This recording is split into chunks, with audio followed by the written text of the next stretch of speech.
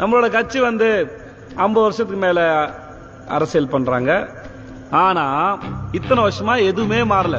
கட்சியோ, கட்சியோட கொடியோ, கட்சியோட சின்னமோ, நம்மளோட வாழ்க்கையோ இது எதுவுமே மாறல. ஆனா தலைவர் குடும்பம் நல்ல மாற்றம், முன்னேற்றம் இன்னும் பல தலைமுறைக்கு இல்ல தலைவா. 30 வருஷம் இல்ல, இன்னும் 300 வருஷம் ஆனாலும் இங்க எதுவுமே மாற போறதில்ல. நம்மள மாறும் விட மாட்டாங்க. நம்மகிட்ட மாற்றம் வராம நம்மள பத்திரமா அப்படியே பாத்துப்பாங்க. ஏன்னா நம்ம முன்னேறினா அது அவங்க நல்லது இல்ல. என்ன கோவமா? சற்று ஓரமாய் போய் நில்லுங்க. நம்ம எதிர்பார்க்கிற அரசியல் இவங்களுக்கு புரியாது.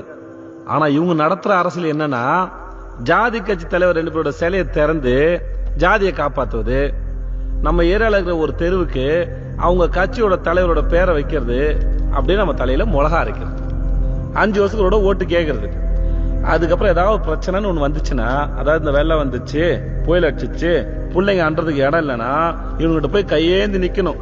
ஐயா ஏதாவது பண்ணுங்க ஐயா, பிள்ளைங்க எல்லாம் நடு ரோட்ல நிக்குதுன்னு.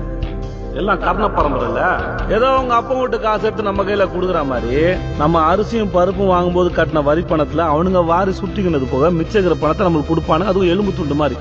அதான் நம்ம வாங்கிக்கிட்டு அவனுக்கு போஸ்ட் அடிக்கணும்.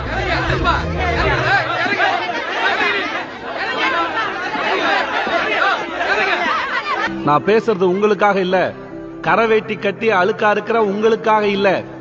உங்களை நம்பி உங்க வீட்டுல உட்கார்ந்து இருக்காங்களே உங்களோட புள்ள குட்டிங்க, அடுத்த தலைமுறை, அவங்களுக்காக பேசுறேன். புரிஞ்சுக்க முயற்சி பண்ணுங்க.